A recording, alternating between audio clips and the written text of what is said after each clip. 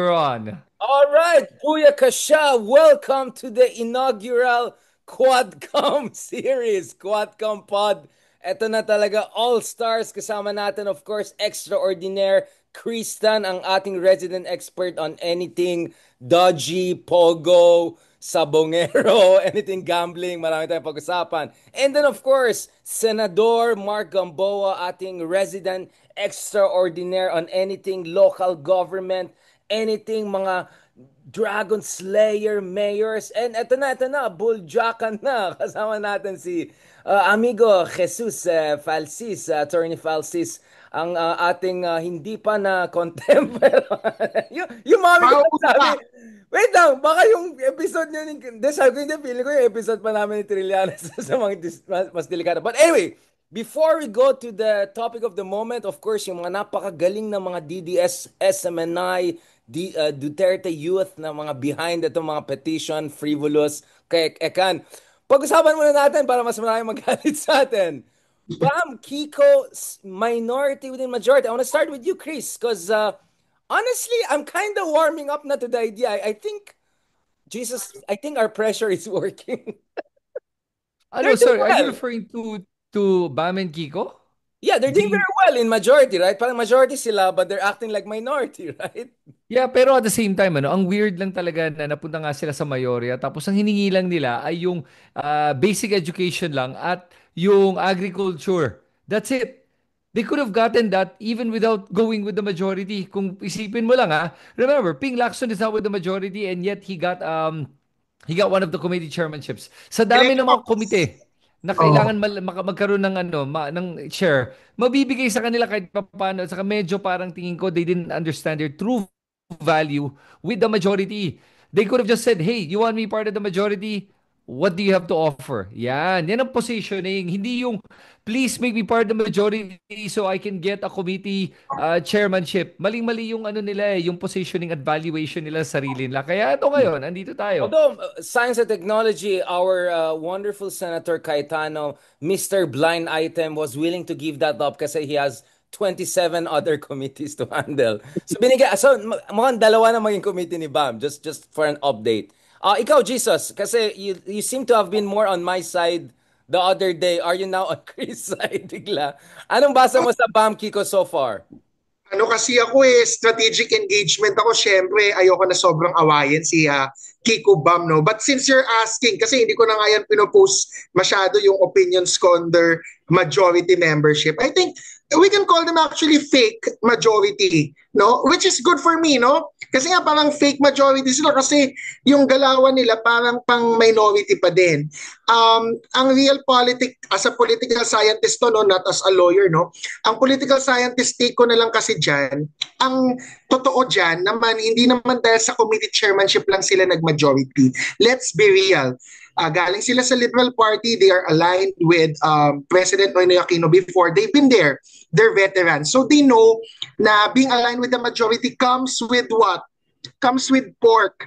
No offense sa mga friends ko na Kiko ba, but that's the reality there, no? I'm not saying they're corrupt. I'm not saying they will steal money. I'm just saying the perks are more than committee chairmanship. It's not the title. Hindi lang yan yung sa legislation na mas may control sila. It's also about MOOE per committee. No, meron kang MOOE, may extra budget binibigay sa senador if you have a committee chairmanship. And then of course, yung GA or budget, pag nasa majority ka, you have more say in maybe requesting for funds. Well, speaking of funds, maraming mukhang insertions nangyari, no, Chris? Anong update natin sa insertions? Tumataas ang kilay niya, no, pag tinatanong siya about insertions. Oo, at saka napaparami yung pag-inom nga niya ng tubig di ba? Tuwing tinatanong siya, sabay inom ng tubig. Nakaubo siya nga ata ng 2 litro sa mga tanong sa kanya So, hindi ko talaga masabi sa Richard, kung ano ba talaga yung nangyari dito sa insertion.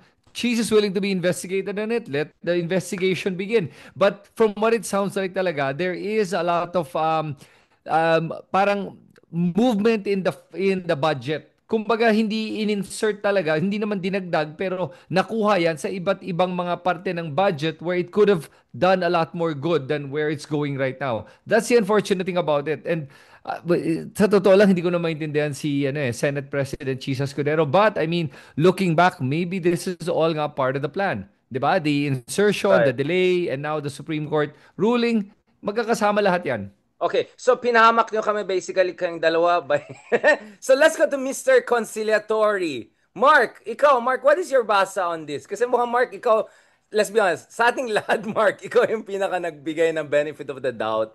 I think, no, relatively. I think I don't know, Jesus, no. I was very critical. I think marami pa rin galit sa akin for sarcastically saying akala namin si Risa ang may kailangan na kasama yung pala si Cheese. But ikaw Mark, what is your read so far on this minority majority dynamics? Yung ginagawa ngayon ni Sen Kiko tsaka Sen Bam, expected ko na na kahit nandun sila sa majority, they would still align with Senator Risa doon sa mga importanteng issues doon sa partido nila. Lalo of course close sila kay Congresswoman Leila, tapos doon sa iba pang mga membro nung Pinks na side. Expected ko na ang talagang nakakasama lang naman talaga ng loob nun is parang hindi sila coordinated with Senator Risa. Parang nagulat si Senri na doon sila sumama sa majority bigla. Pero aside from that, para sa akin parang pwedeng strategic nga yung nasabi ni Attorney Jess. Tapos yung sa sinabi ni Chris na hindi sila nakahingi ng masyadong maraming mga committee. Dalawa lang sila Kahit lumipat sila doon sa kabilang side, may enough numbers pa rin si SP Cheese. So, ako narinig ko naman, siguro nung kampanya, baka nakatulong din sa kanila itong si SP Cheese, baka he was able to help them then with their campaign, kaya maaaring isang factor din yon. Aside syempre dun sa mga advantages na nasa kasama ng majority. Yeah, Richard, can I comment yes, lang on that one? Please. Kasi alam mo Mark, yung nakita ko lang dito, no, hindi naman nga sila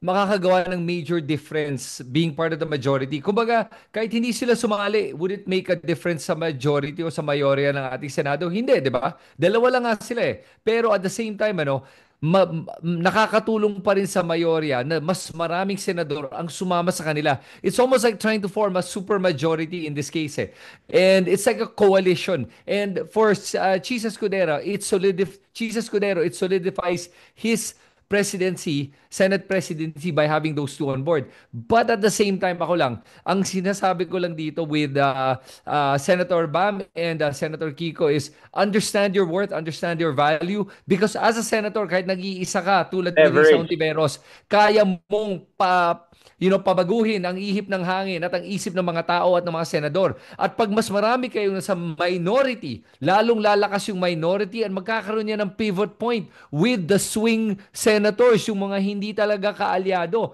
And at any time that this can happen, pag meron ka ng minority na medyo tatlo na kayo, may mga sasama yan na suddenly they're gonna align with you closer to you. And then who knows? You could actually tip the balance now. Yun lang yung punto ko. Kaya Okay, I'll go back ako. to Jesus. Actually, to reinforce your point, Chris, no, the intel we're getting is that Tito Soto was 2 votes short. So basically, if he just got one more person, it would have been a tie. He was 2 votes short. I was told by someone from inside nung last Friday pa na abangan may pasabog na mangyari next week. So I immediately expected it's going to be in the Senate. So apparently, it came very close to Soto securing enough numbers. But at the last minute yata, again, this is just a speculation on my part. I think President BBM did not want drama because he felt if magtataas kilay talaga yung isa at magtadrama yung isa. Bagong kaaway na naman. Yeah, exactly. And he wanted this to be, alam mo na, we can talk about the sauna shortly. He wanted the sauna to be really good vibes. Very Mark Gamboa, very Bamaki, if I can put it that way. So matanong ko Richard, so ang ibig sabihin, yung Kiko Bam, if merong enough numbers si Tito Soto, they could easily switch sides dun kay Tito Sen, yun na yung magiging majority. Pero since walang numbers si Tito Sen, so mas prefer na nila sa majority na lang. Kasi you don't have enough numbers din naman. Pero once Tito Sen na makakuha ng enough numbers na yon, they could switch anytime, parang ganon. Yeah, the Tito Sen scenario can still happen, no? If she's doing things wrong. What I'm saying is that yung sinasabi ni Chris, yung idea na you work the number. You don't just assume, eto na yan, pumili ka na lang saan ka. it was a fluid situation to begin with. Tito Soto was making big moves. Mhm. Weird na yung alyansa pa yung nasa minority ngayon. Mig Zubiring, na very Mindanao, medyo DDS-ish, light, ay nasa minority ngayon. Lauren Legarda, known for, let's just put it as the ultimate, synthesizer, ay nasa minority. Muntik na nga si Amy rin, nasa minority. But just to go back, before I go back to Jesus, because I think Jesus, this will put your point better into perspective. Look at the majority.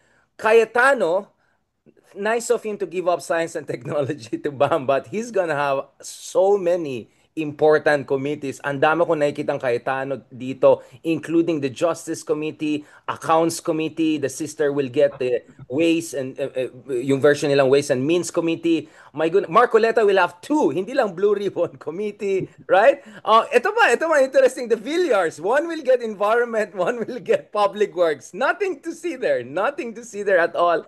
Senator Amy Marcos gets, I think, three cooperatives, foreign relations, hello China, and also labor and employment. My goodness, what's her credentials again on that point? So this is a very DDS dom. Robin Padilla, our beloved luminary, legal luminary, gets not only constitutional amendments and revision of codes, he gets, well, this one is okay, cultural committees and Muslim affairs, perfect sa kanya, but he gets three. He also gets, oh guys, pag ma-fake news hearing tayo, public information and mass media. So this looks like a uber DDS dominated, kumbaga hegemonic block na sila within the majority. So I'm just trying to put the Kiko Bam part of majority. This is not Cheese majority. This is a DDS on steroids majority, right, Jesus?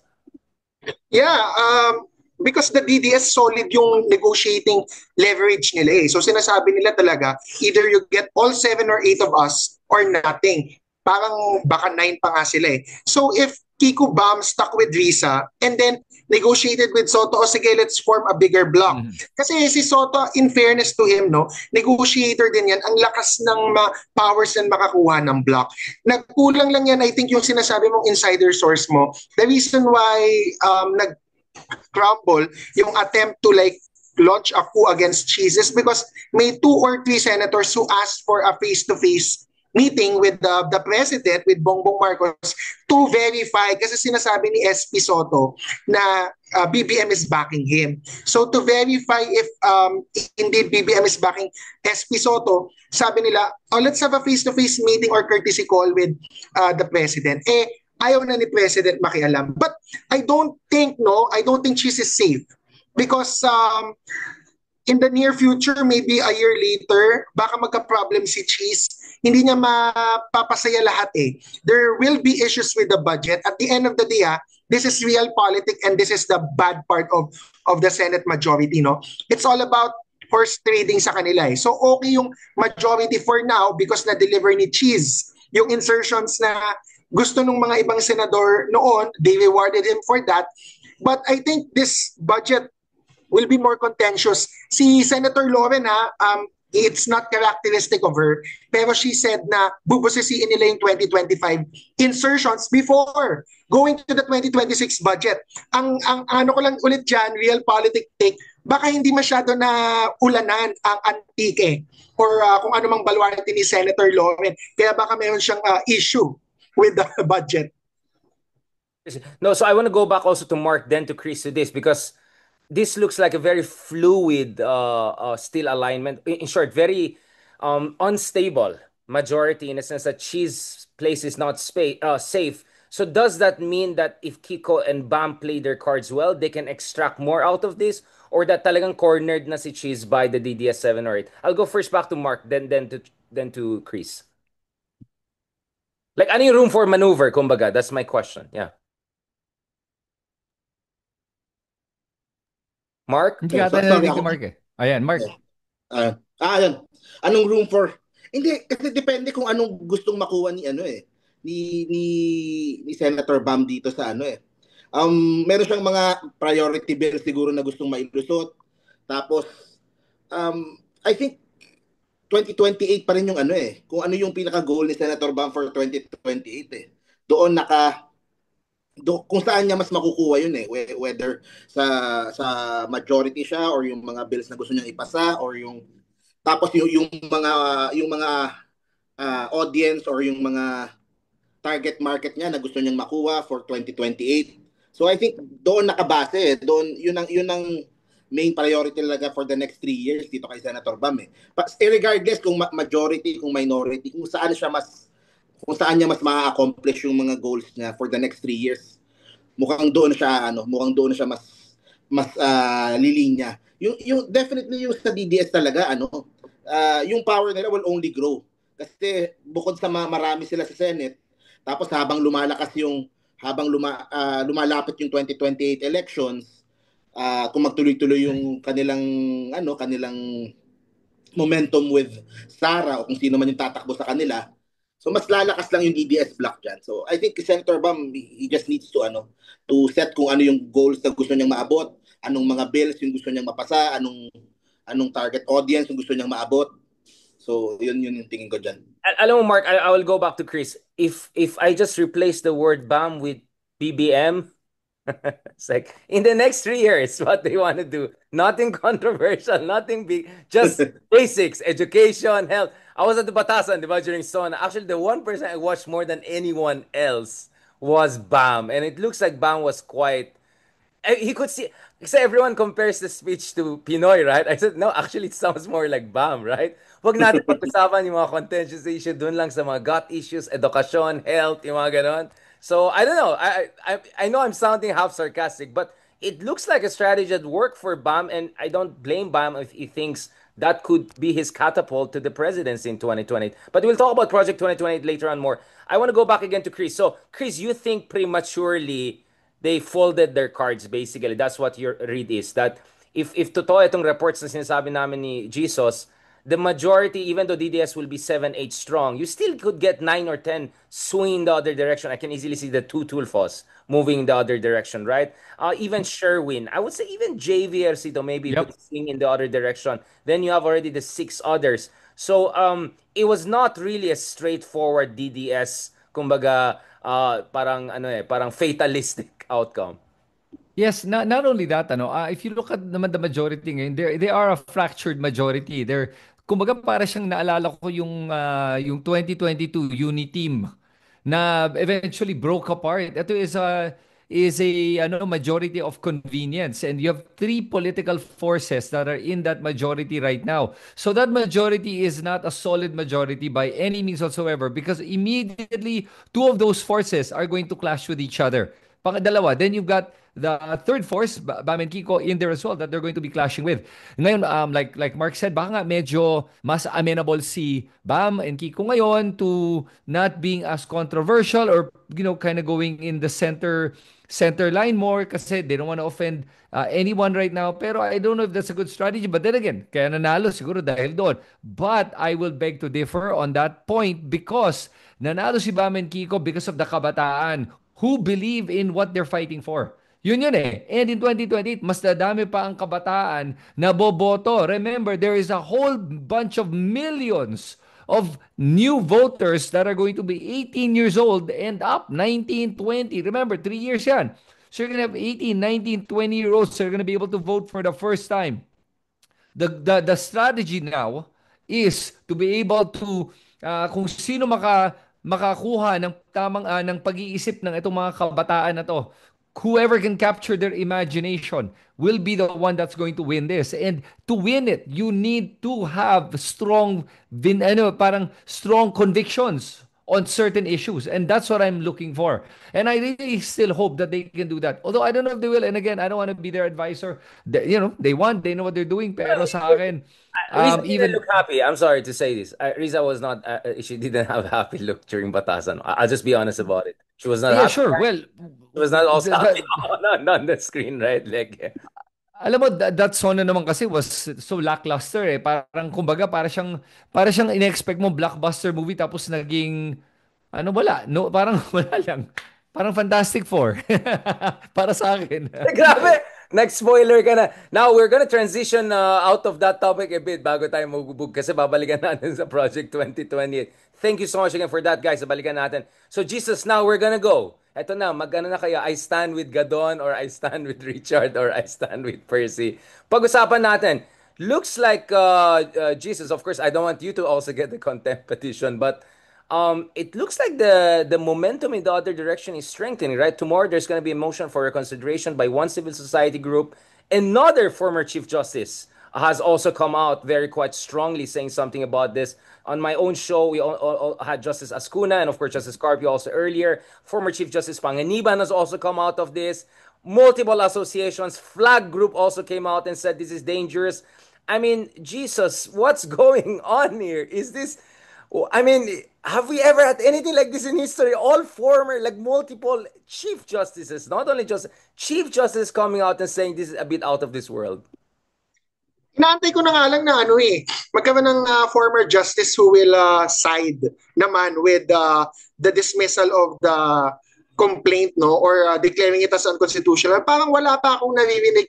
Inaantay ko talaga na magkaroon ng former justice man lang who will say, tama naman yung Supreme Court, meron naman siyang basis. So far, unfortunately, wala, no? Ang inaantay ko naman din dyan, although sinasabi mo talagang dumadaming momentum, etc., may kulang pa daw. Unlike in other issues before, no, some law faculties are very slow na on this issue in issuing statements. Dati, ang UP Law Faculty, other law faculties, mabilis maglabas ng statement. Medyo mas cautious ngayon ang mga law faculties, pati mga lawyers, no? Buti na lang may mga justices tayo, former justices, kasi hindi na yun pwedeng hawakan ng Supreme Court, former justice yan. As courtesy, you can't really scold them. So, ang pwede na lang nilang habulin mga taong katulad ni Larry Gadon, ni Kong Percy, and of course, our favorite Professor Richard Hidard. Sabi ko, ba't ako siguro sinama lang ako kasi akala nila ibabardagulan ko sila so magkakaroon sila ng publicity. I mean, bakit nauna ka? Kasi ako nga takot ako Hindi, ayaw ko nung interview tayo, nung nag-uusap tayo sa show mo 2 days ago or 3 days ago. Nasabi ko ba no na akala ko ako. In-expect ko na ako yung kakasuhan ni Topacio kasi tinatag ako sa Twitter, tinitreten ako ng mga DDS na isasama daw ako, ganun-ganon. So hindi naman ako sinama.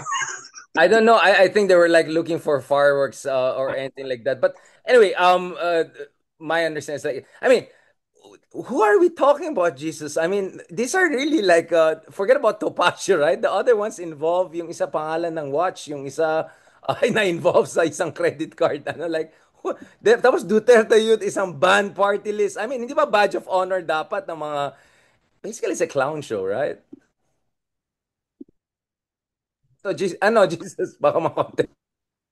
Hindi, wala namang credibility yung mga nag-file against you before they try to hold you for contempt. They should hold themselves to the same standard. Sila mismo, sina Topacio, sina Tolentino, sina Jing Paras, ang dami din yung contemptuous behavior. Akala ko sasabihin na nga ni attorney, they should hold themselves in contempt for their behavior. Pero alam mo, dadagdag ko lang, Richard, na it's so ironic talaga, no, that Topacio, made a petition to file, to cite you in contempt. And, man, look at the people that Topacio is defending. Isn't it ironic that pag tinignan mo, lahat ng mga kriminal, alleged criminals, alleged criminals, sino ang lawyer nila? Si Topacio. Paano nila nakilala lahat si Topacio? Ano ba yan? Parang, nagkataon lang ba na Alice Go, tapos si Kibuloy, tapos sino pa? Ang dami nila Hindi ko naman. You want to run the client list, Jesus Francis? Sino ba yung mga Hall of Fame? Lahat daw na nakulong ko. Cassandra Kibuloy. Hindi ko na matandaan kasi basta ang dami, di ba? Keves. So Mark, I want to go back to you. Do you think Gadon is doing a Torre by basically saying, dude, you're not serious. Come on. Magkano na lang tayo, magkaraoke na lang tayo. What is the read of that? Uso daw kasi. Uso kasi yung mga hamunan eh. Kaya na lang. Hindi, pero kasi magkaibigan din yung dalawa eh. Magkakaibigan din yung dalawa. Siguro para medyo light yung hirit. Kaya ganun yung... Let's be honest, Jesus, right? Yung kay Gadon yung talagang delikado. Like, he really said something really... Si Secretary Larry Gadon kasi fearless na siya. Medyo. He has already been disbarred. Wala na siyang pake, di ba? Basically. Wala na siyang pake. Nuclear war na Hindi, to. tsaka, eto we don't like Larry Gadon in general and we're not of the same politics. I think most of us know here and many people Yeah, who would hear definitely. him. But he does make a good point, and even justices of the Supreme Court should try to. Ingat ka, Jesus. No. Ang sinasabi ko nga, the justices should try to look at the nugget of reason doon sa kanyang contemptuous speech allegedly. Because if you look at what he said, no, aside doon sa quotation na sinabi niyang malala, so in fairness talaga namang mukhang contumacious and contemptuous. But aside from that phrase, balikan natin ano yung sinasabi niyang standard or substantive, no? Sinasabi niya, siya mismo, he was disbarred for lesser offenses than Sara Duterte and Rodrigo Duterte were being filed petitions for disbarment for. Tapos hindi pa na-resolve. Ang tagal na niyan, petition for or complaint for disbarment ni Rodrigo that was filed way back. Yung kay Sara Duterte a bit recently, no? Yung officer of the court. Isn't it ridiculous for this DDS fill in the blank to now pretend to be the defenders of, defending the integrity of, when they themselves, yung mga idol nila, di ba, yung kulto nila, talagang walang respeto sa ating constitution and even officer of the court in the case of Sara, di ba? Yeah, and ang basis nung contempt case sa'yo and doon sa tatlo, yung sa mga kinasuhan, you are impeding allegedly the administration of justice and lessening confidence in the courts.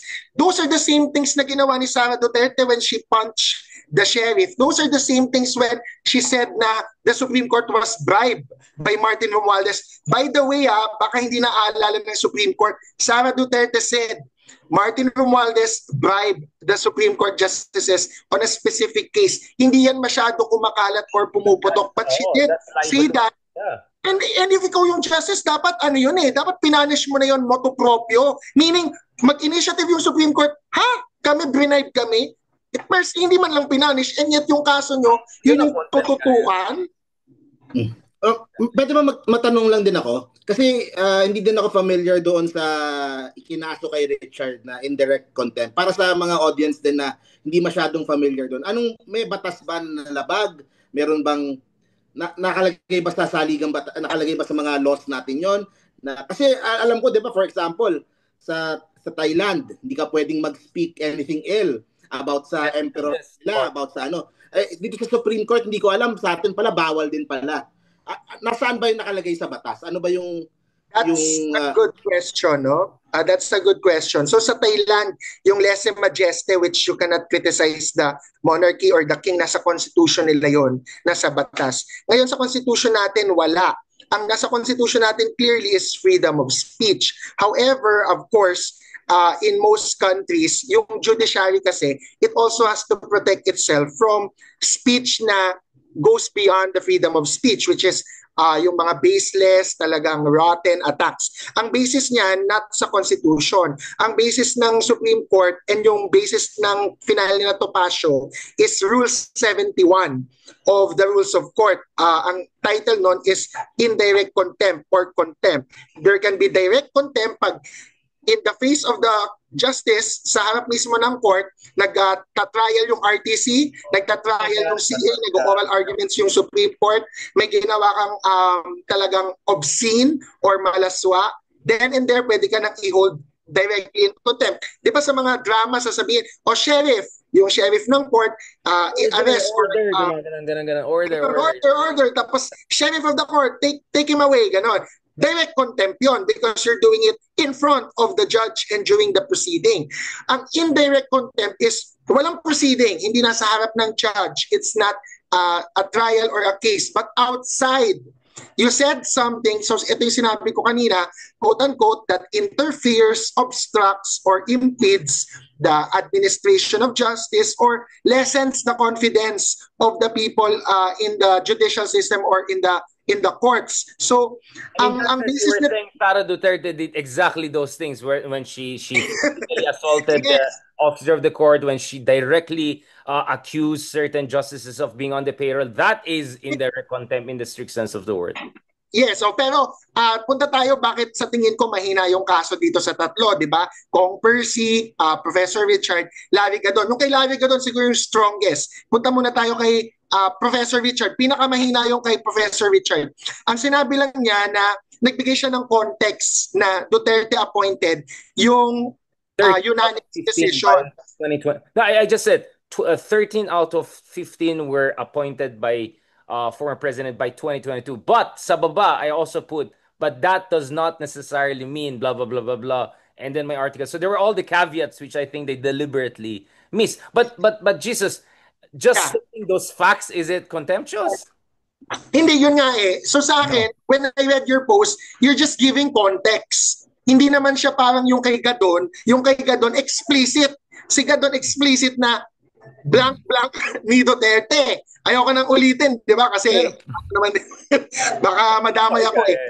Yung sa'yo, facts lang yun. So, context yun. And you're a political analyst. Si Larry Gadon naman, hindi naman siya kilala as a political scientist or as an analyst or as a professor. So, mas mahina yung argument ni Gadon na unlike kay Hidarian, it's more about just providing context and academic critique. So, I think mahina yung kay Prof. Richard. Pero kung talagang sabihin ng Supreme Court may contempt, 6 months lang naman Richard yung Richard, handa ka na ba 6 months? I can recommend you guys as the martyrs of freedom. Dalawin ka namin. I will just raise the 30,000 pesos. Magbebenta ako ng mga cellphone ko dito sa Green. Pero can I just add to that? Yeah. Interesting kasi sinasabi mo nga na ang indirect contempt is about lessening the confidence of the people for the Supreme Court, di ba? So in essence, Richard didn't do that. The Supreme Court did it on their own. They themselves, without the need for any. Okay. But it's true. I mean, I don't think that's contemptuous. I think that's a matter of fact.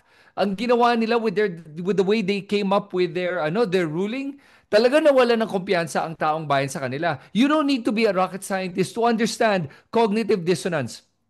You may narinig ka, tapos parang hindi ako nag-agree doon. Hindi ko alam kung bakit. And then, like a lot of citizens, alam mo, this is a good case where it gives an opportunity for regular citizens, taong bayan, tulad ng sa ating tatlo as compared to si attorney, na basahin yung ruling.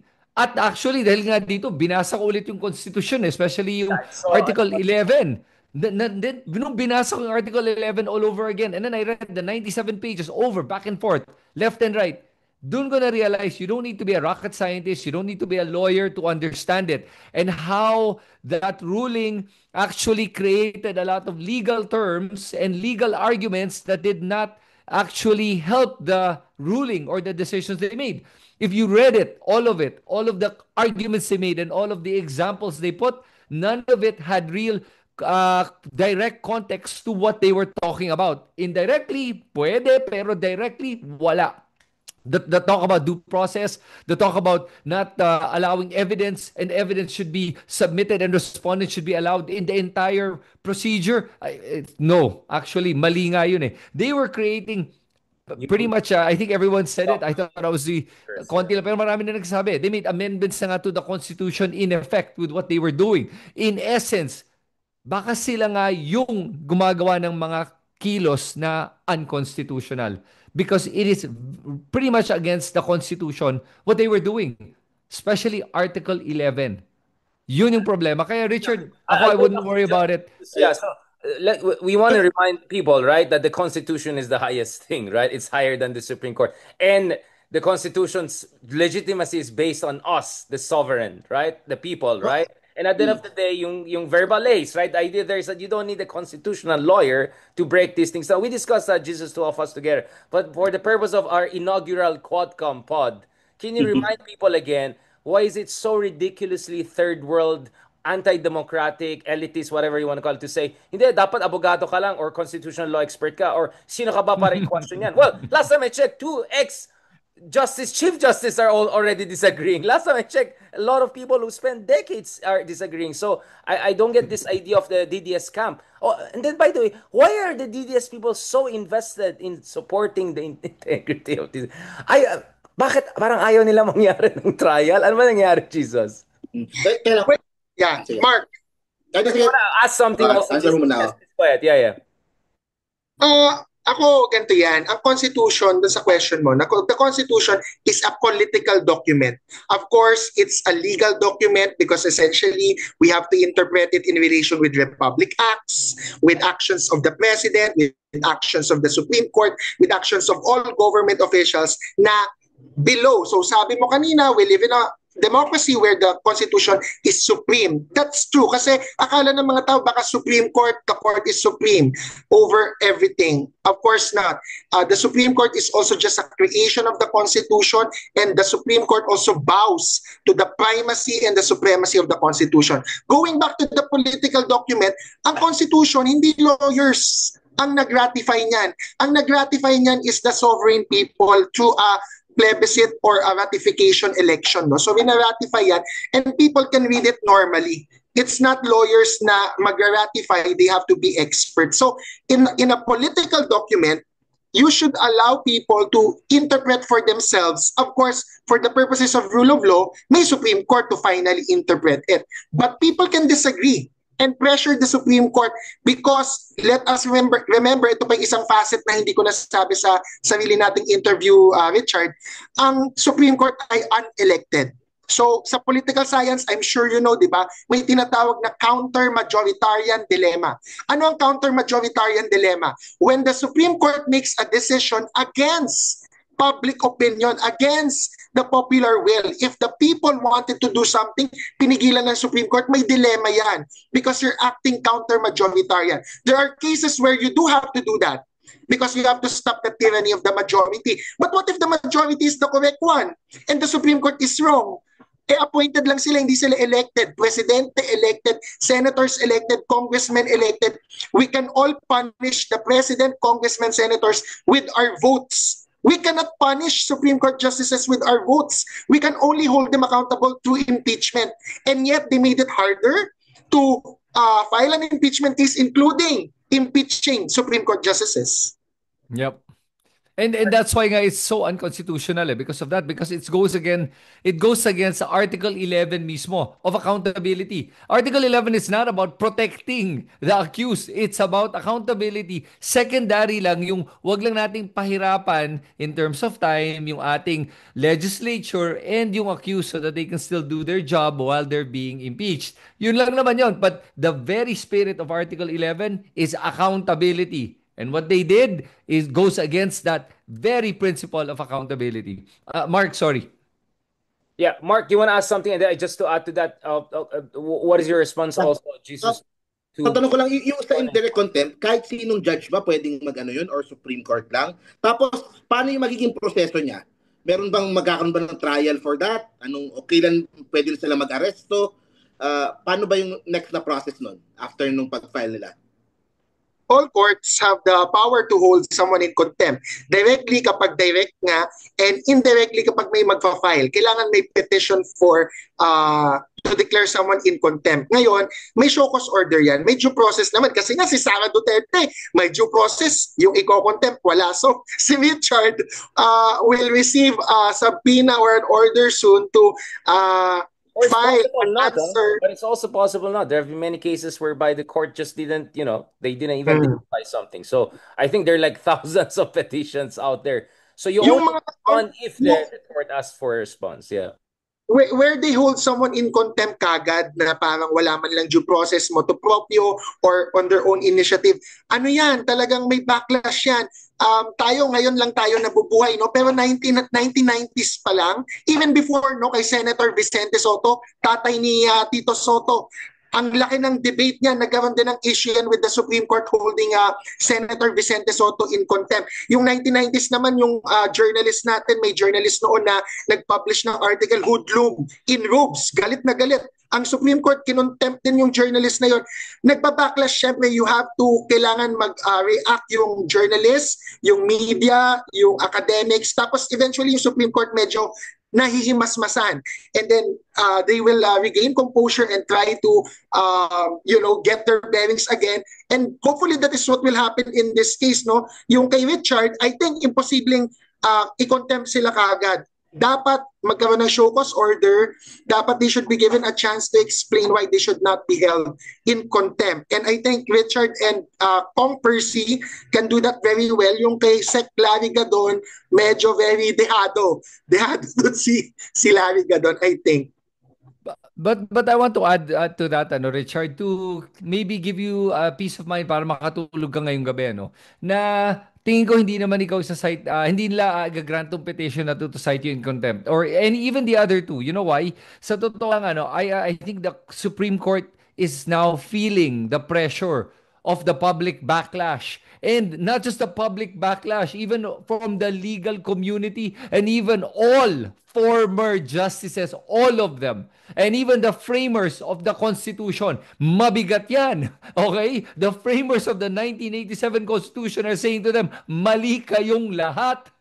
Okay, and for them to cite you in contempt will actually create a stronger backlash against them na parang, grabe naman kayo, mali na nga yung desisyon nyo, lahat sinasabing mali kayo, tapos mag-file pa kayo ng contempt para lang dyan?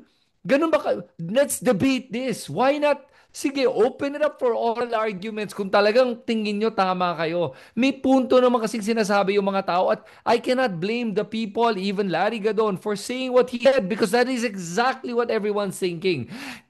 Why are we not allowed to express what we really think happened? Kasi nga, it is too unusual to be able to come up with a ruling like this based on the law na talagang ginustify mo, tinwist mo yung mga facts to be able to come up with an argument and even add to the actual constitution, adding different parts na hindi naman included, including saying kailangan may ebidensya daw pag nag-sign ng 1/3 ang mga kongresista. Hindi naman kailangan yun, dinagdag lang nila yun, and because hindi daw naglagay ng ebidensya, tinanong pa, have you actually read and understood what you guys are signing? They are overstepping their jurisdiction. Judicial overreach, way beyond overreach at this point. So kaya Richard, because of that, I wouldn't worry about it. First of all, we're the least of their problems. Thank you for you guys saying, although you didn't say it yet, I stand with Richard. But thank you sa lahat ng mga iba't ibang organizations. Richard, tanong ko lang, anong feeling? Na akala mo galit sa'yo yung mga ibang yung liberal, yung lahat sila stood behind you, di ba? How does it make you feel? My only issue is they didn't use my best pictures. Kasi yung kay Percy, ang ganda ng mga pictures ni Percy. Yung mga, parang sa akin, medyo may eye bags pa rin. Medyo may glamour shots kong ginamit nyo. So that's the only comment. But thank you so much kay Manay Leila, kay Chel Jokno, folks at the Liberal Party, Akbayan, Tindig, Pilipinas, all of this organization expressing solidarity because in one way or another, they see a part of their own struggle in the little thing that I and the rest have been doing. So thank you so much also, Chris, for that expression of solidarity and support. Kaya nga, which is my question right now, and I want to ask all of you guys, maybe we'll go back first, start with Jesus. Isn't the DDS people, aren't these DDS people, very dodgy people, actually doing a disservice to the Supreme Court by trying to be their knight in shining armor? Kumbaga, they put them even in more dilemma right now. Jesus, do you think politically actually medyo sablay ang ginawa ng mga DDS na to? Ang problema kasi nitong mga DDS complainants, ang mga sinasabi nyo ni Kong Percy, including Larry Gadon, is to attach or associate their appointment and the appointing power that appointed them to a certain conclusion. Yun yung kinakainis nila sa inyong tatlo, And yet, ang nag-complain, mga DDS loyalists talaga, and they're not shy about it. So, I think it strengthens the argument. It actually strengthens yung mga sinasabi ni Kong Percy or even you, Richard, even though you did not. Gadon, maybe. Yeah, wag na muna tayo pumunta kay Gadon because, ang problema ng DDS, let's look at America, although America is not even a healthy democracy. But in healthy democracies, you can be critical and academics do point out that there is a relationship between the appointing power and the appointee. Kaya nga, di ba? Yeah, that's an open discussion in the US. Yes, nag-decide ang US Supreme Court, tinitingnan nila, Trump appointee ba yan? Obama appointee ba yan? Etc. Yung kay Delano Roosevelt noon pa lang, meron na yan yung court packing. It's a legitimate issue for political scientists. Exactly, and legal scholars. Ika scientist ka kasi. I mean, and even journalists in the US are openly discussing this is Yes. So they're strengthening your argument. Yun yung aking opinion. or they're just too oversensitive. Mark, ikaw, how do you think this makes Duterte youth look better or like ano itsura nila ng araw na hindi ko nakita. I mean, hindi ko sila nakita but like Kasama yan sa ano nila sa MO nila. Ever since naman, ang strategy naman ng mga DDS is manakot, to silence lahat ng mga nag-aano sa kanila. Wala naman nagbabago. Ganun pa rin yun. It's, kung hindi man para sa inyo, to serve an example sa inyo, para dun sa ibang mga gustong magsalita, to silence them at takutin sila. So, part pa rin yun ng kanilang but it's not MO. working, right? If anything, parang lalong lumalabas ang tao ngayon, lalong lumalakas ng loob. In fact, I can even see in my own comment section, Larry Gadon level of support. Like, wait, I don't need that. Don't do that. Like, And mas nakikita ko kasi ano relax lang. yan yung kanilang pagtaya, in case na si Sara or kung sino man ang maupo sa 2028, para meron silang pinapakita na, during this time, itong mga ginagawa ko to support yung ano. So, yeah, yan parang, yung position nila. Boss. Kung sakaling, Boss, kung sakaling. yung mga, boss, baka naman. So, kumbaga, loyalty points. That's what you're saying. Kasi wala namang mangyari sa buhay nila kasi banned na yung party nila. So, Chris, I want to ask you, do you think this actually further isolates or puts the Supreme Court in a tougher position right now and actually further polarizes the situation, Chris, and potentially also further parang energizes? I mean, now you have also former Chief Justice Puno, right? More organization. So, Jesus, you were saying medyo mabagal yung ibang academic community, but certain Davao lawyers also spoke out against this, right? So, I won't be surprised if, again, the top law schools in Davao, in Luzon, in Visayas will also come out in the coming days and so. Ikaw, Chris, how do you see this playing out so far? Backlash ba doon sa DPS move? Well, alam mo it's interesting if you look at how the Duterte supporters and trolls are debating or arguing this case. None of them actually, I haven't heard that, to be honest with you. Unless meron kayong alam I have not heard of a good argument supporting the Supreme Court's ruling. Ang naririnig ko lang arguments, the ones that you typically hear, is the logical fallacy called ad hominem. Hindi ka abogado. Bobo ka kasi. Binasa mo ba? Mas magaling ka ba sa mga hukom natin? Mas magaling ka ba sa Supreme Court? Ganyan ang mga argumento na binibigay sa akin. Nila locked yung account nila yung ganun.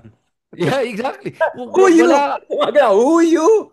Yeah, and you know what, for me, bottom line, I am willing to debate even with a lawyer if I have to. And I'm telling you, ang hirap depensahan ang mali.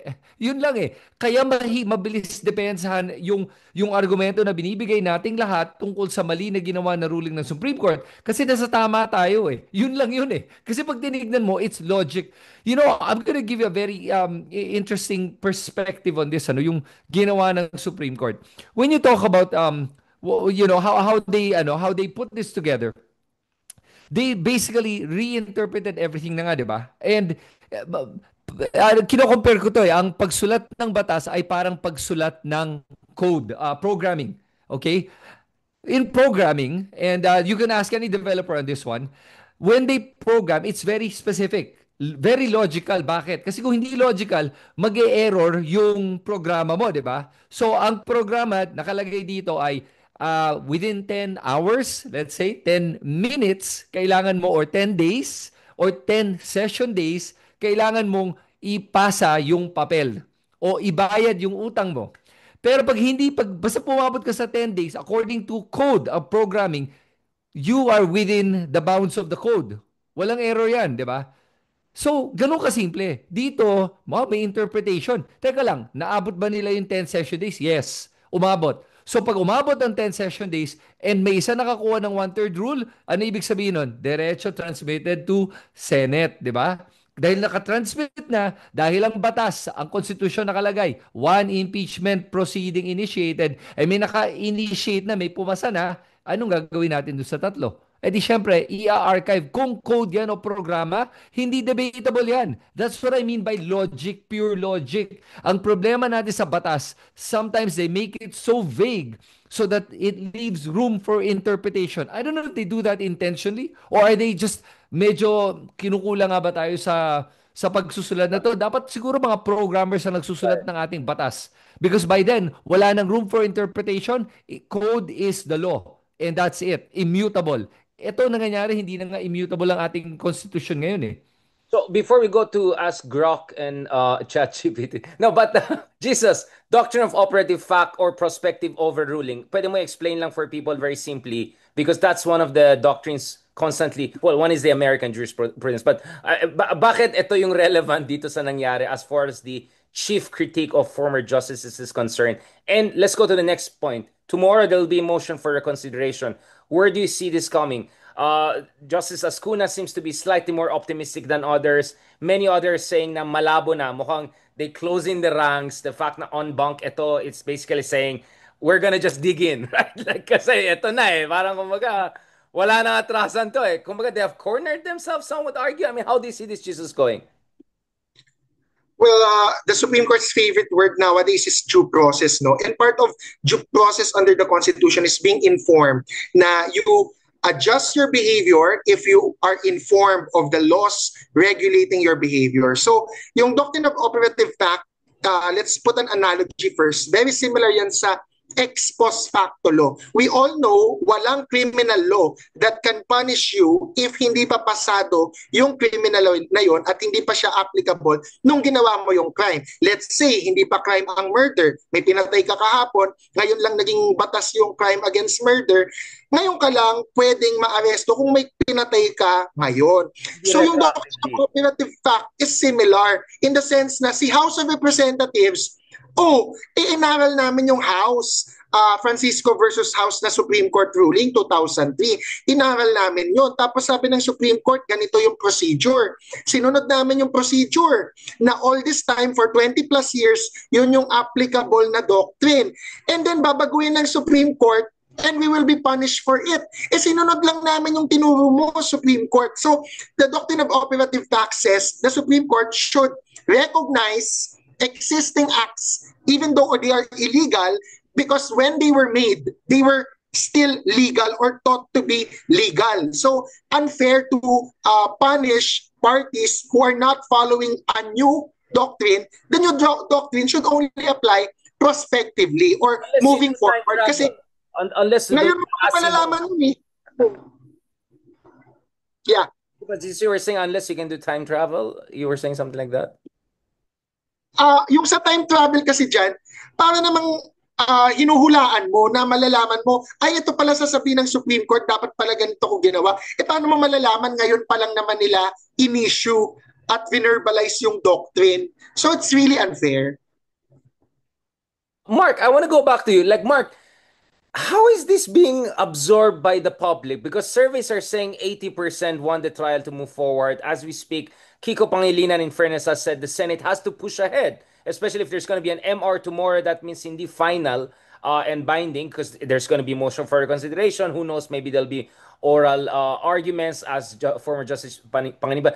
Anyway, what I want to understand from Mark, from your side is this even like are people relating to it? Because that's what I love about Chris, right? The way Chris talks about technical issues, whether it's in social sciences or law and all, he talks with such confidence that actually makes you realize, yeah, any average reasonable person, citizen na may pake na marunong magbasa should be just as confident as Christian. Like, Christian is a perfect example of kind of a Athenian democracy citizen, right? Na hindi kailangan na Pericles ka or Socrates ka. And that's what I love when I talk to Chris.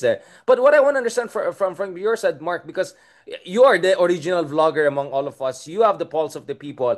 How do you think this is even translating? I mean, of course, given yung hardcore DDS, wala na yan. But dun sa mga gitna, let's just calling them the swingers, the undecided. How do you think is this even trickling down to them, Mark? Medyo pinanghihinaan ng loob yung iba pagdating sa impeachment. Yun yung that's the effect na gusto nung kabila. Medyo na-achieve nila yon. Pero it's a good thing nga na merong katulad nila Chris and lahat ng mga kasama natin na saying na there is a path forward, pwede pa to, pwede pang... Kasi yung iba akala, wala na talaga. Pag dismiss na, wala nang ibang chance na ano. So, ayun, so dapat mas maging maingay lang yung side na saying na meron pang ways to do this, pwedeng hingan pa ng motion for reconsideration, tama ba yun?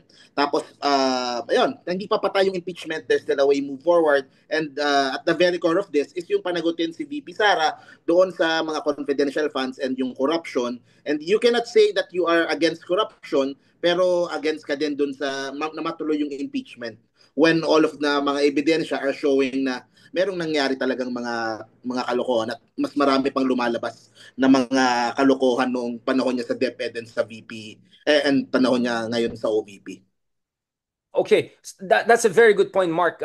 Keeping the fire going. As I was talking to one congresswoman the other day in Batasan who speaks very good Spanish, is the fuego, right? We have to keep the fuego going. Speaking of the fuego going, a People's Tribunal, a Quadcom 2.0, MR, and I don't know, seeing where the MR goes, consistently pressuring the Supreme Court.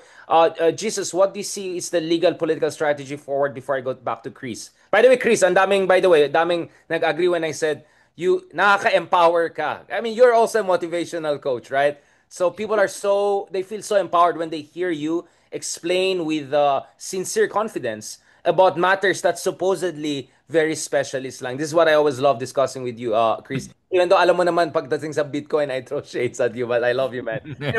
Praise Jesus, and then I'll go back to Chris, yeah. Sa MR, I think no, it's Hail Mary. Because again, ako kasi medyo pessimist ako no. I think it's unlikely for a unanimous decision to reverse itself no. But if the optimist would say because of the strength of the backlash, the strength of the counter voices, the unanimous ang justices, pero unanimous ang framers, unanimous ang former justices, unanimous ang mga organization ng mga lawyers. If they are humble enough, I think there's judicial humility naman, no? And this has happened in the past. Baka tanongin ng mga tao, has the Supreme Court reversed itself? What are the precedents for that, please? Give us some hope naman. There's many Supreme Court decisions where kahit unanimous, no, of course yung mga split, yun yung mas madaling ma-reverse. Pero kahit unanimous, there are cases where the Supreme Court has applied yung Ascuna solution.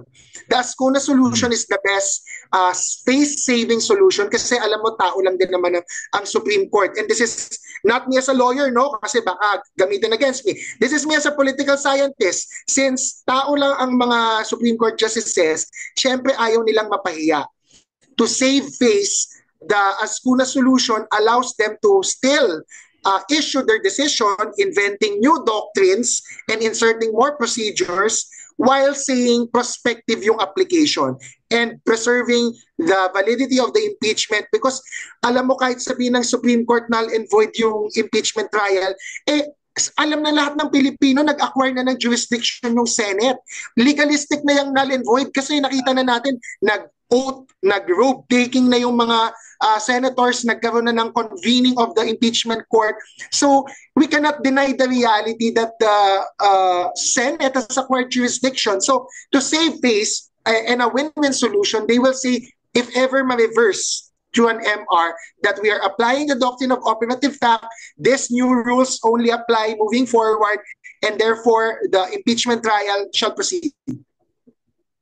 In fact, Justice Ascuna was telling me yesterday na we can also treat this, he didn't use the term sui generis, but it's kind of such an exceptional case that it shouldn't be too crazy for the Supreme Court to revisit its initial unanimous decision because, maybe they really genuinely did not understand some of the technicalities on the counting of the days, on the hours. Maybe there was some clerical error and therefore yung argument ni Chief Justice Panganiban na sana may more time for oral arguments. Baka na-rush lang ng konti yan, pwede naman ayusin yan. So, maybe we're also moving into an uncharted territory which may open the space for judicial humility, Jesus. I like also for you pointing that out. Mark, I want to go back to you because ikaw yung pinaka-atat on this.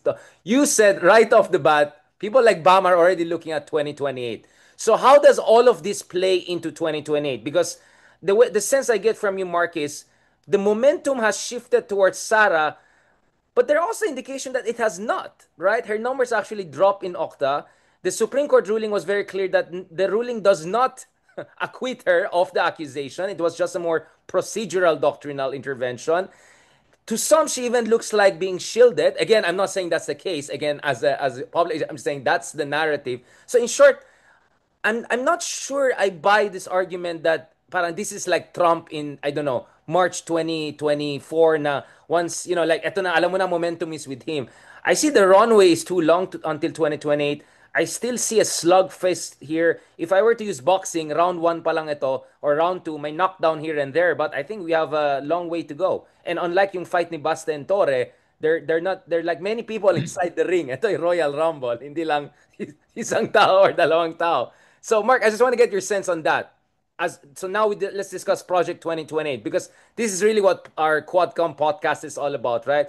We want to figure out what's going on and what should happen to the Philippines come 2028, because I think all of us are cautiously optimistic that some good big things could still be over the horizons. Yun. So even if merong mga data na lumalabas or may mga ilang surveys na lumalabas na lumiliit ito, I think we should act na as if as if the momentum is there eh. Kasi let's not wag tayo masyadong umano sa kasi Underestimate. we have seen nung last elections na even some of the more credible surveys nagkakamali eh. So I think we should start planning na as if na yung the DDS camp has momentum, they have. And of course, yung hanggang ngayon wala pa rin ako makita how to break yung Vismin na hold ng mga Dutertes eh. So, I mean, I was expecting that sa SONA sana, baka more emphasis on Mindanao and Cebu. So yun ang I think it's better na we start ngayong starting point ngayon na ganun na she's the favorite, lumalakas sila, tapos saka natin isipan what's the best possible option ba that to face Sara sa 2028. Yung kay Senator Bama, I want to gusto ko ding napapaisip din ako lately sa kanyang strategy. Kasi kung isipin mo, yung youth vote kuha yan ng pinks. Yung anti-Duterte vote, it will all go to the person na who can beat Sara. What if yung ginagawa ni Senator Bam is trying to win some over doon sa mga anti-Marcos na sa mga anti-Marcos na voters. Kaya medyo hindi din siya sumasama doon he doesn't help pile on doon sa mga efforts against the Dutertes. Baka hindi kaya ganun yung to try to win some from yung mga more moderates ng mga DDS na galit kay Marcos, lalo na sa Aquino. Diba? So, natural enemy ng mga Marcos, if he could get some of those to side with him, tapos makukuha mo yung anti-Duterte, makukuha mo yung youth vote, baka that might be enough for him to have a better chance against Sara kung siya yung haharap sa 2028, kung president man or VP. So, yun ang naiisip ko lately, na hindi kaya ganun yung strategy nila, na parang baka sure vote na itong mga anti-Duterte, itong mga kakampings, kaya he's trying to win, baka mas anong strategy yung to win some of the anti-Marcos instead of pushing them all na makuha lahat ng mga Duterte na kasi madami nakita natin doon sa last elections na marami diyan is protest vote kay Marcos for ICC man or for kung ano mang mga yung sa budget man yan so merong definitely merong part ng population natin na may galit sa sitting president ngayon. So, baka yun yung isang strategy ni Bam. Baka nga. But as we say, shout out to Daily Tribune watching us live. Baka naman may SMNI na rin dyan at Peanut Gallery. It looks like we have interesting people tuning in. Mukhang itong thinking out loud war room natin is resonating with our good friends from the other side of the fence or maybe many other sides of the fence. Ikaw, Chris, what is your read of the Project 2028 moving forward? So, Mark is saying better parang false positive than false negative, meaning better err on the side of caution than being a bit complacent and then yan na naman, mananalo naman mga Dutertes.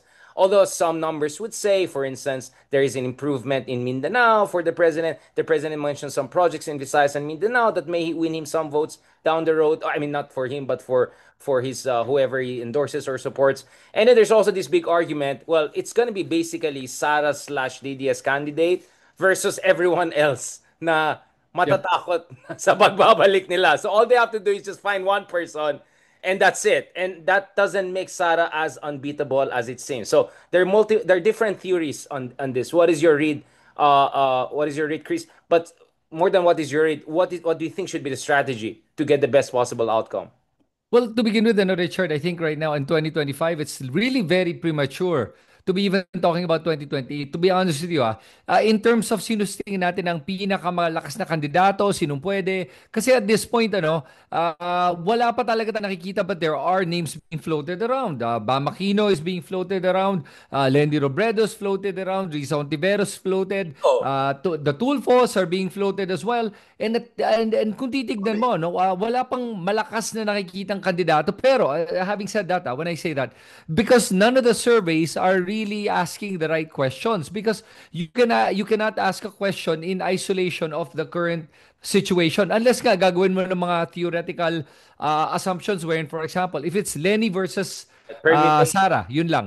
Wala nang ibang kandidato. And then, binakap ni BBM si Lenny Robredo. Sino sa tingin mo mananalo dito? I actually see Sara on the losing end of this one. Whoever the president eventually endorses. Kasi Basically, you see Lenny magsasama-sama as the yung strongest candidate. right now, that's the only one I'm thinking of. Yeah, But at the same time, Bam, you can Bam get did both. very well in the surveys. Sorry, in the last election, being number two overall. Now imagine Bam has the ability to cross over to the BBM supporters and to the DDS supporters because of his ambiguous stance. Okay, so that's why I'm saying, hey, listen, if it's working for him, let it be. I'm not gonna debate with him ano ba tamang gagawin. Hindi. He Yeah. seems to be on the right path. Bahala na siya. And at this point, para sa akin lang, ito na yung anyone but Sara na ako. Because sa totoo lang, my God, gusto ba talaga natin bumalik sa panahon ng mga Duterte? Yung nagkaroon tayo ng isang criminal syndicate na namahala sa atin, na pinatakbo yung bansa na parang isang criminal syndicate, isang sindikato na maraming namamatay, hindi lang dahil sa EJK, yung mga isabong, mga vendettas, mga police that have gone rogue that said, you know what, pwede akong pumatay dahil may kagalit ako, ilalagay ko lang sa pangalan ng drug list na to. Yung mga ganon, it was such a bad time. And Can we plus, discuss that more? Sorry for cutting you because actually I wanted to ask. Can we talk about that more? Yung Sabongero issue, fear about Pogos coming back, things going crazy. Basically gangland, if I can put it that term. yes. Yes, and as a matter of fact, tignan mo nga yung mga the things that are happening with the Chinese nationals, yung mga dayuhan na yan that are acting like they're kings of our country. That was so bad nung panahon ni Duterte. Wala ko naalala niyo to, ha. You would walk around and you would see these foreign nationals, Chinese foreign nationals, gangsters with bodyguards and security that are military and police. And the way they walk around, they think they own this country. Yan ang dinala ni Duterte dito. Yan ang dinala ng isang pro-China na presidente sa ating Pilipinas. Ginawa tayong second class citizens in our own country. Minaliit tayo ng mga dayuhan na pumunta dito at pinagkakitaan tayo. Tapos hindi lang 'yon. Ni-rape pa yung ating mga kabaihan, ni-rape yung mga pera sa kaban ng bayan, lahat ginawa na nila eh. Basically, it was such a bad time. I thought Erap was bad. Then Duterte came along, that was bad. When bodies were littering across the street in the middle of the day, people are running, being shot in the middle of the day. That is not justice. That is not peace and order. That is absolute chaos. At gusto ba natin bumalik doon? Yun lang. And remember, Duterte won by 16 million votes. That's it. That's it. And trust me, the 16 million that voted are not 16 million anymore. They're a lot less than 16 million. Think about it. So, maingay ang mga Duterte supporters and they're solid, but are they 16 million strong? I don't think so. I don't think so at all. Especially when it comes to BBM having to make a call on who they're gonna end up endorsing. INC is not gonna be able to decide kasi kakampi nila ang BBM, kakampi nila ang DDS. So sabihin lang kanino tayo kakampi. Kung eto mukhang mananalo, INC will go with kung sino ba nila tingin nila mananalo at the end of the day, right? And I just want to add, no, before going to Jesus, I mean, okay, the Mindanao one, I kind of see solidly behind whoever comes from the House of Duterte side. Even Bongo, we can talk about even Bongo, by the way, because he's also in the mix in one way or another. He does very well in some of the unpublished surveys I've seen. But the Visayas one is more competitive, Mark. I actually don't agree with that. I think Visayas. Kalahati. Yeah, quite Kasi well. if you And look Lenny sa did boto ni very well in Bongo, Visayas. sa Lenny did Visayan-speaking Visayas side, yung mm. Cebu, kalahati nung Negros, kalahati nung Leyte, parang yun eh. Could be more competitive. I don't know. I mean, again, The maybe, Visayan-speaking Visayas is yun yung kuha ng mga Duterte. But the Ilonggo, the Waray, doon medyo maano-ano pa. Kasi Ilonggo side, kakamping pa nga nakakuha niyang ano eh. Pero yung Visaya-speaking na provinces, yun eh. So kalahati ng Visayas basically. okay. Ikaw, Jesus, what is your read of that, the situation now and moving forward, and what should be done? Because we're not just analyzing, we're also recommending, basically. War room tayo eh. Well, definitely I agree with Chris na any but Sara, no? Anyone but Sara. But we cannot be yung bare minimum na lang, no? Ako, ang Project 2028, if we are talking about a project, syempre, I want to put the best foot forward. We have to think and plan and strategize already who would be the best progressive candidate or be the best candidate for the Philippines na talagang hindi trapo, hindi corrupt, matalino, masipag, etc. So with that said, I think the biggest question, no, for progressives now, and unlike si Chris, I don't think it's too early.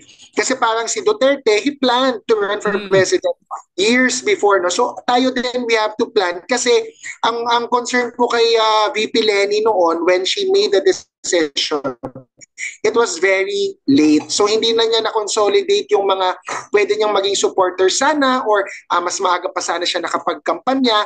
Of course, we all hate premature campaigning, but let's face it, every day is a premature campaign naman eh, because at the end of the day, you want to get people to like you. So si VP Lenny, I think the biggest question mark is VP Lenny. If she is considering in running in 2028 or not, that is the first question. Kasi if she's not running, si Mayor Lenny, then we now have to strategize. So who's running from the progressive side?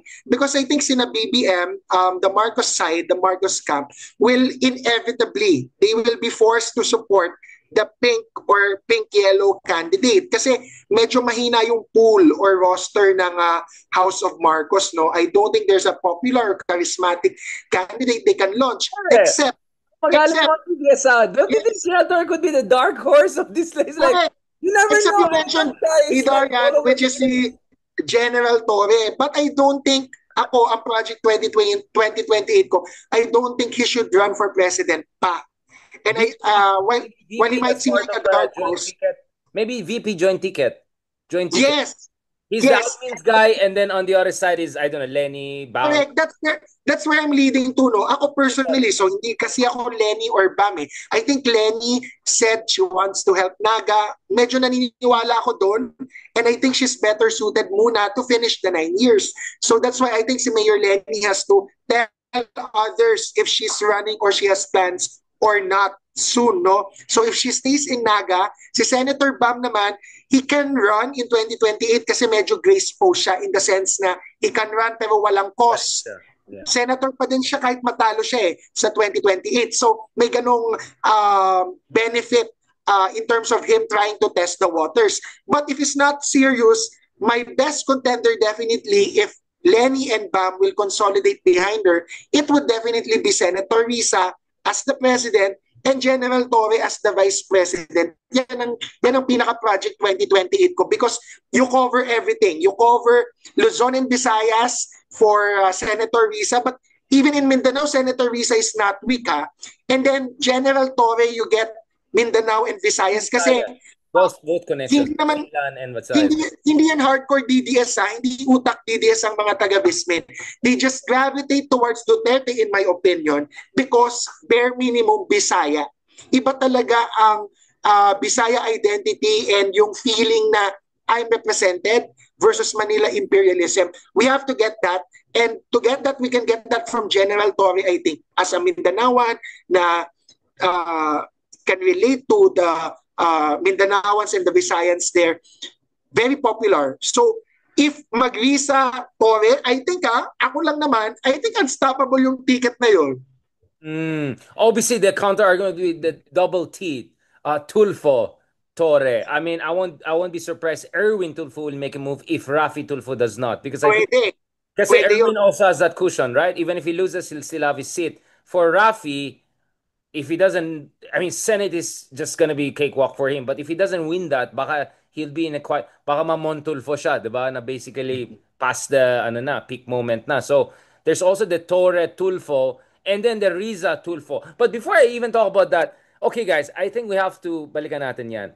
Why is there this automatic assumption that Riza is not winnable, na hanggang dito lang si Riza? I sense a kind of a structural bias against Riza Ontiveros, including by our friends in the liberal, even some pink community. Am I being too ano here? Right? Meron talaga. Meron Meron talaga, talagang di ba? bias na Parang ano. may Meron stigma ganung sa sense kanya talaga na na ano, hindi na manalo. hindi Let me tell winnable you why. si Ano, Senator hindi ko na Risa. ma-explain. Um, Ako muna. O sige, ano ang isang ito pa rin yung madalas hinihirit kay Risa. If she steps up, she becomes the presidential candidate. Yung kanyang pagiging aktivista, yung tinatawag niyong red tag, that is still very big factor that will be used by mga DDS, by ano. Ako matagal ko nang ina-explain na NPA, yung mga... Akbayan is different doon sa Makabayan Block and even sa NTF-ELCAC sinasabi nila yon pagdating sa Akbayan. So walang connection whatsoever. Pero I think meron pa ring perception na ganun yung ibang publiko na posibleng hindrance kay Senator Risa. So we still have 3 years. Kayang-kayang ano pa yan, kayang ayusin pa rin yan or kayang i-explain pa rin yan sa tao. I'll ask you, Mark, sorry about for cutting, but isn't she rebranding already? I mean, we see all of these videos na, I won't say pa-cute, but medyo, alam mo naman, like with the Miss Universe candidate. Di ba, Jesus, may ganun na si Risa eh. That is Meron na very yung mga effective patama sa sa kanyang body. base. Sa base ng Pink, Father's Day, make that's sure yung anak effective. niya register after 12 years, yung patama niya kay Alice Go. Ano ba talaga totoong name ni Alice Go? May lumabas na, di ba? So, sorry, Mark. All I'm saying is that hindi ba pwede rebranding pa yan? And the rebranding is still in the But it's too premature to say eto lang talaga si Risa. I think people are straitjacketing her. She's not the one straitjacketed. And so I feel there's a bias against her. Not only from the DDS side, but also from the liberal side. Tsaka yung tama yung sinabi din ni Attorney Jess, yung si VP Lenny, si Mayora Lenny, kaya siguro hindi pa din natin makita yung full potential pagdating sa mga surveys ni Senri. Nasa isip pa rin ng mga tao si Lenny will be the one sa 2028. Siguro kung mas maaga niya masasabi siguro, kung it would be good, either matignan na si Bam, matignan na si Risa, matignan na sa dalawa. Pero ako tingin ko talaga, Bam 2028 kasi is ano na is kumbaga starting to move na. Not Senator Bam mismo, but yung people sa likod niya. Kay Senator Risa, there are some nanggaling ako dun sa sa conference last week, yung Progressive Path Forward na event. Napansin ko si Senator Trillanes, he was the one actively pushing na he was explaining dun sa, kasi ang audience is puro sa base, 'di ba? Puro base ng mga pinks yung nandun sa audience. He was explaining kung ba't tingin niya mas okay si Risa kaysa dun sa ibang mga kasama natin sa partido. So I think Senator Risa needs mas maraming ganun na pushing her name, kumbaga para mas umano sa tao na uy, baka kaya nga pag si Senator Risa. And I always say this sa vlog ko, siguro mas ipakita kung ano ba yung difference kapag Risa Ontiveros yung presidente. Ano bang difference pagdating sa ekonomiya natin, anong difference pagdating sa peace and order, pagdating sa labor rights, pagdating sa siguro mas maganda mas maipresenta na o mas mailatag na sa tao kung ano ba yung magiging difference when you get someone as progressive as Senator Risa as president kumpara kung sa ibang mga kasama niya sa Pink o sa ibang mga pwedeng makalaban sa 2028. Kumbaga put that picture in the minds of people na pag si Risa yung presidente, ito yung advantage diyan, ganito, ganyan. So you think kulang pa yung yung making people imagine a certain Oo. future. Yeah, yung that horizons of possibility. Chris, Trillanes. Everyone asks about Trillanes. Yes, he didn't make it in Caloocan, but that was an impossible fight. Yet he won 40% of the votes, which I would say was pretty respectable and more than respectable. Clearly, this is a man who has no fear. And I would say also no lack of ambition, right? And he could be the LG secretary next year once naglapse na yung 1 year. He could still be in the mix. He could make a 11th hour boom boom boom run, and he's the Mr. Riza na. So could be a tool for Riza also in the mix, which makes me wonder, could we also face a situation whereby this will be like the 1992 race? Ang daming tatakbo. Bam will just run on his own. Risa and Tulfo will run. And then the admin will say, bahala kayo. It looks like you don't want to have a unit team with us. We'll also run. In that situation, actually, I, that's Sarah. That's my fear. I'm not sure if it does, kasi if you think about it, back in 2022, remember, the reason why BBM and Sara Duterte decided to join forces was they actually did the numbers and Lenny would win handily over both of them kung tumakbo silang dalawa.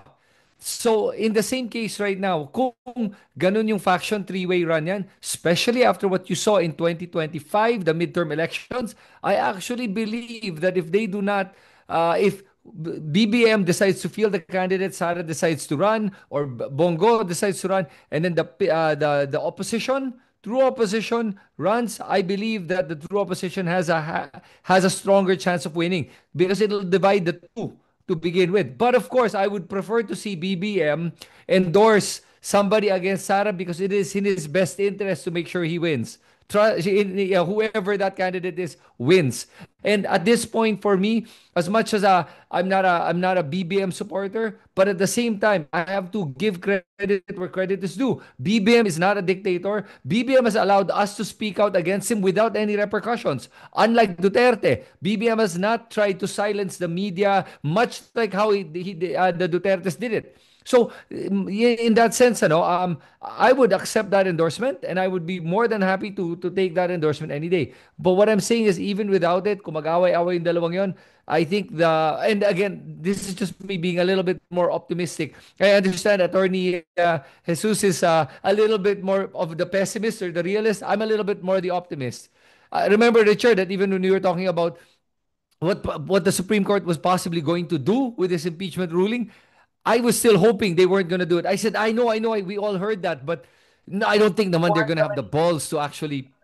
Then they did, and I'm like, wow, wala na ako masabi, di ba? Oh, Yun lang alone. yun. I So, have a lot of really bright legal minds who were also quite surprised. I think Justice Carpi also was surprised, to be honest. I had him multiple times telling, this is what I'm hearing. Is it true? Like, he couldn't, like, si Ronald Llamas pa nga yung benta-benta sa kanya yung judicial overreach. Kaya nga, he's our illegal luminary. Jesus, you want to comment on this? Kasi, basically, my theory is very simple, right?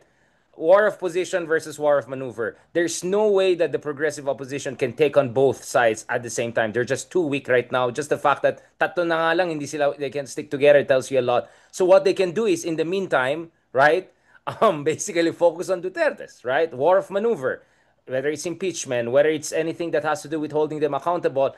In the meantime, also, while checking the Marcoses, build their momentum, and if it comes down to it, even have some sort of tactical alliance. But that doesn't mean turn a blind eye to the wrong things and excesses of the Marcoses, whether senior or junior. Like, I'm just trying to see that. I'm just trying to be realistic about what is possible under the current circumstances. Hindi lang ito issue ng lesser evil. For me, it's a sequencing strategic issue.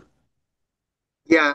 I agree with Chris and I agree with you na for now, strategic or tactical to more aligned with the Marcoses, no? Meron kasing based on survey to may survey that showed a three-way identity politic or tribal identities, di ba? May mga Marcos loyalists ka around 18 to 20%. You have the Kakampigs around 15 to 20%, and then you have the pro Duterte at more than 20%. Mas malaki yung pro Duterte na group. But a lot of that, I think, are soft Duterte nga. You can poach them if you have a Bisaya speaking and a champion for Visayas in Mindanao. In your side, you can poach some of the pro Duterte voters. But I think, based on what you said, mas strategic nga for the pink-yellow to more or less poach votes from the Marcoses. And if the Marcoses are willing to give that, no? Pero unlike Chris, so ako ang concern ko lang, Chris, dun sa endorsement, I technically don't want an explicit endorsement. Ayoko na parang talagang may clear unipink or parang i-endorse ni Marcos. Villarroel. Yes, kailangan discreet lang na parang underground or may meeting. O sige, sasabihin ni BBM, yes, yes, I'll support you. Risa, or I'll support you, Lenny. We will support you. Down the ballot, sample ballots, LGU, machinery, mga rally, mga grassroots. Yun, okay yun sa akin. I think that will help. Pero kasi pag nagka-endorsement, mas yan mapopoliticize, and even some yellow pinks, no, madami ding purists. And it's not bad to be a purist. There are still many yellow pinks who would be turned off by an explicit Marcos endorsement. So, going back dun sa isa ko pang gusto ding i-tackle is yung sinasabi na bakit parang hindi winnable ang perception kay Risa. So, magiging critical ako dito sa mga yellow pink, no, or kapwa kong yellow that pink. side, not the DDS side na tagging red, tagging here. Not the DDS side, yes. Yeah, Ang problema kasi, yellow side, yeah. yeah, I think in our echo chamber, no, dun sa side of the fence ng progressives and yellow pink, syempre may political interest yan. The die-hard, the core yellows, they want BAM to run kasi mas maa-appoint sila, mas close sila sa appointing power. Doon naman sa mga core pink or core Lenny, mas gusto nila si Lenny tumakbo. Again, mas ma-appoint sila, mas kilala na nila, mas close sila sa seat of power. So, I think they're dissuading or saying a lot of things, saying na hindi pa sure kung si Lenny or si Bam tatakbo. Pero Bam, Lenny, Bam, yan ang finofloat to preempt na nga or nip in the bud the suggestion that Senator Risa can be and should be a presidentiable as well. Kasi may interest sila. So ito na, nandito na dapat sa mga advocates or mga progressives to really push for Senator Risa to run if, again, let's clarify, if Mayor Lenny decides not to run. Because in fairness nga, so far sa surveys, madami talagang supporters ng Risa, Lenny, Bam, Kiko. Madaming supporters dyan sa group na yan are gravitating currently kay Lenny because merong 2022 hangover. We cannot fault the voters of Lenny and those who also nostalgically think mas magaling si Lenny kay BBM had Lenny won, mas okay sana Pilipinas if Lenny had won.